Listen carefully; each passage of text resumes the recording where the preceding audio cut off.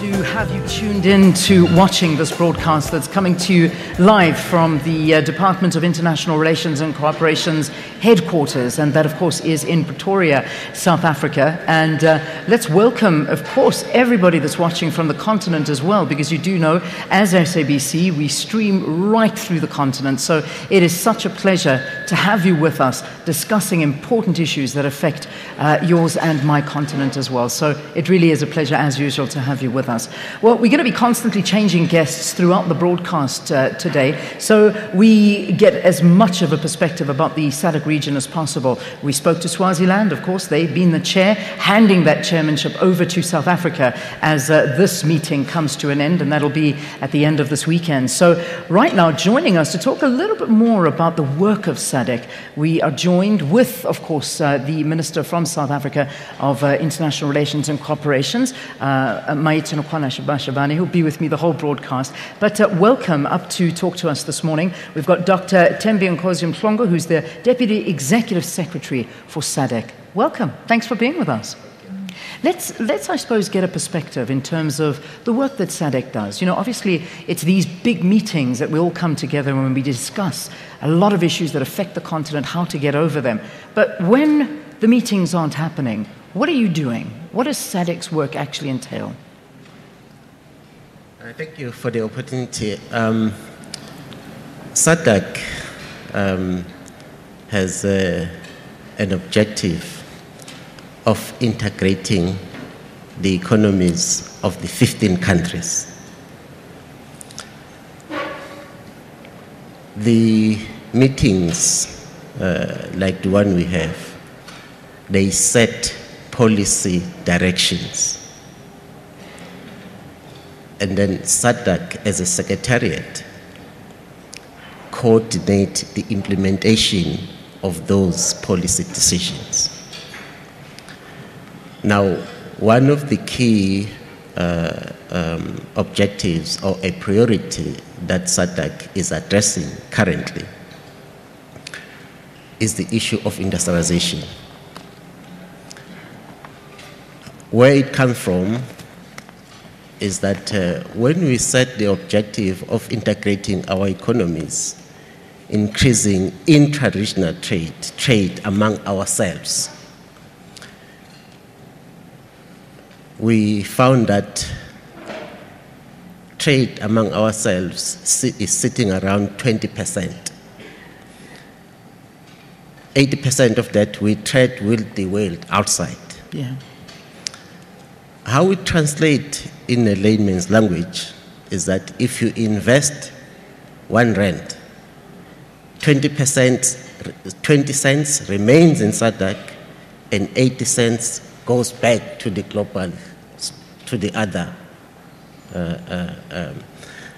And how you interpret that is that if you have these 20 cents, you have less jobs, you have less development, so you are exporting your jobs. The objective is at least go to a minimum of 50%, minimum, meaning that you will be able to retain your jobs, you will be able to use this to actually increase employment, to increase or to improve development. How then you do that? We did identify that one of the major constraints in increasing interregional trade is lack of interconnectivity among us, poor transport, and so many other things. We have been addressing, and we think that in maybe a shorter space of time, we will be able to close that gap. However, in the area of industrialization, you really need a very big role of the private sector. It is only the private sector that sets up factories. It is the private sector that mobilizes finances for investment in value chains. I'm very pleased to indicate that the private sector in the SADC region has been coming on board. They've been talking among themselves, saying that we need to engage SADC. The policy organs, the ministers, have been talking among themselves, saying that we need to engage the private sector. But we do need to make that engagement a reality. Investment coming from the private sector, you need trust. Trust comes from direct engagement with the private sector. They need to engage with the policymakers. So are you going to be having quite a few of the, I don't know if my microphone is on or if it's working. All right, there we go, that's much better, now you can hear me. The private sector, are they going to have much of a presence here? I mean, I know that we're going to be joined a little bit later on by Old Mutual, but obviously it's important for the private sector to be involved in something like this and to be in on these negotiations. Do you have a high presence? They've had a meeting much earlier where more than 600 members of the business community got together, and in preparation for this theme, how would they harness this partnership and integrating our economy? So they, within this year, they would meet on more than one occasion. They have committed to meet for the second time. They will be met by our respective ministries of trade and industry, investment and finance, because we need roads, we need rail, we need connectivity through even also with air. We need to take advantage of the opportunities that are abundant, that are out there through the ocean economy.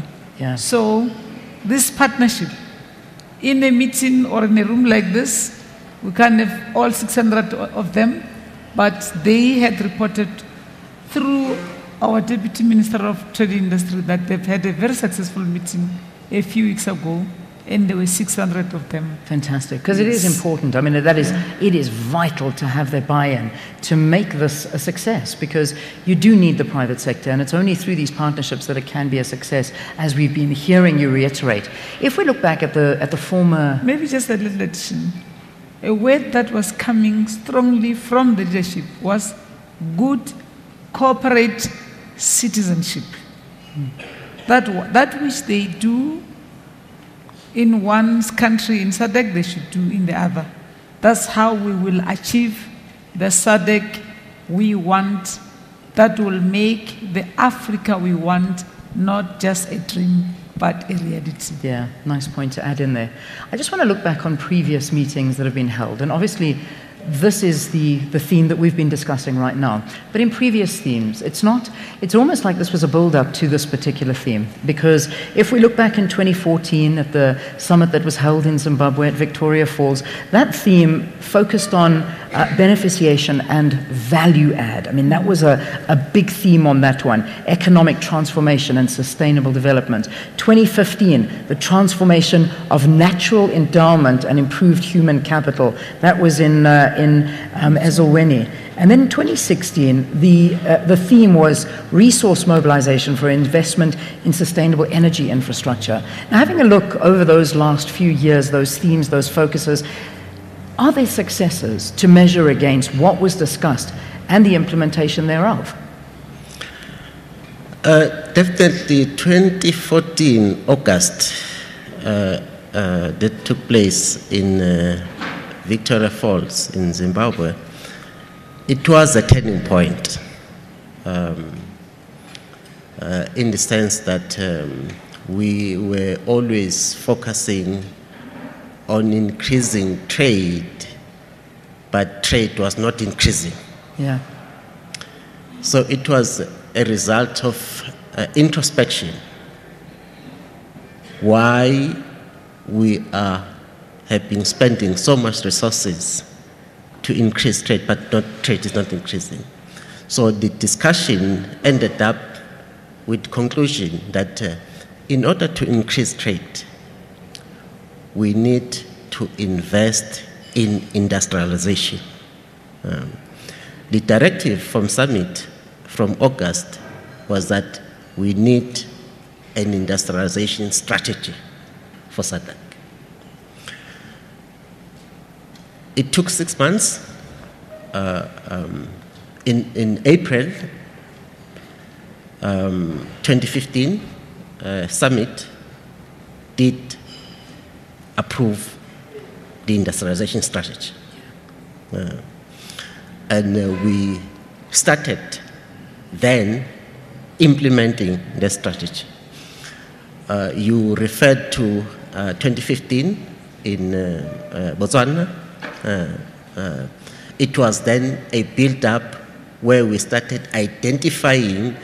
Industrialization can be very big, but you need to take piece by piece. We started identifying what are the key value chains that we are going to focus on in the short term. We identified agro-processing. You recall that we've been saying we are integrated vertically to the global economy. We export raw materials. Most of our economies are agriculture-based. So we focus on the agro-processing.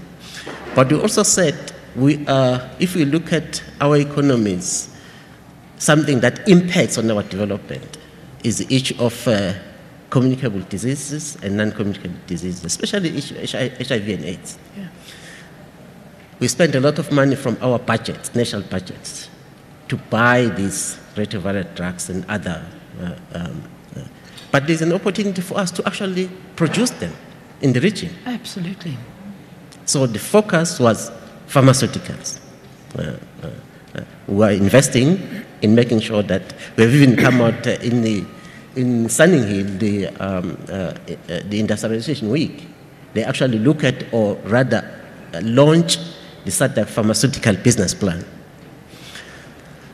We also, which started in Victoria Falls in Zimbabwe, was that, look, SADC is one of the regions that is actually supplying the global economy with one of the many important minerals.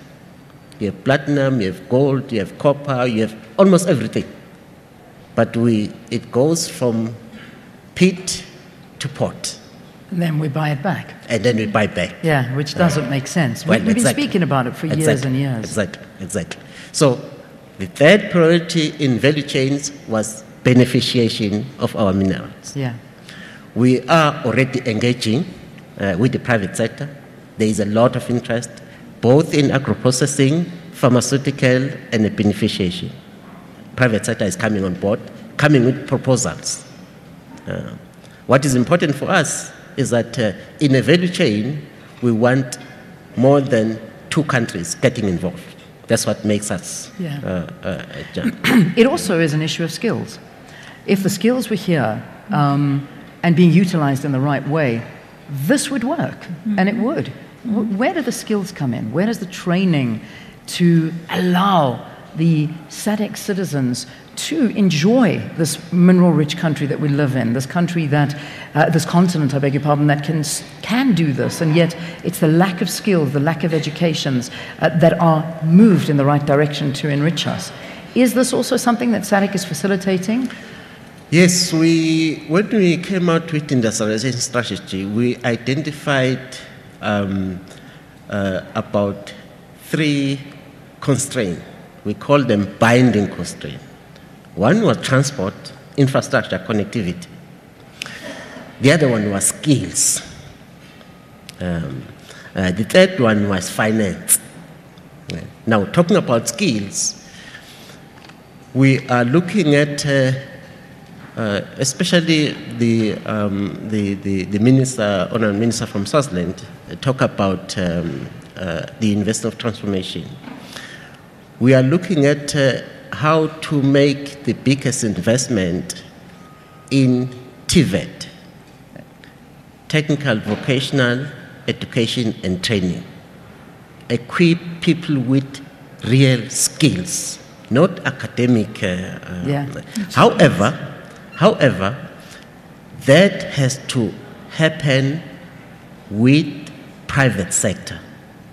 There are existing models in Germany, in Switzerland, where these TVETs, the way they train people is that people who come to the schools are the people who run the factories. Part of this learning, you do it in the factory. You come to school, they come and teach you, but then you have to go to the factory. Yeah. People that come out from there, they go straight to jobs. They don't go to the streets to look for jobs. This is the kind of model that we need to be adopting. Absolutely. I couldn't agree with you more, and I think that that is the key to the turnaround and the success of everything and every theme and every product that you do want to implement into SADC, and I think skills is the way to go. We're going to leave it there. Thank you for your input. It was always important to hear exactly from the perspective of SADC what they are doing and how they are trying to work, and it's amazing how that thread has come through from 2014 all the way until now, all focusing on that same thing: industrialization, empowering the people of SADC, and also making the most out of what we already have here. Let's take a break. We'll continue this discussion after this with a change of guest.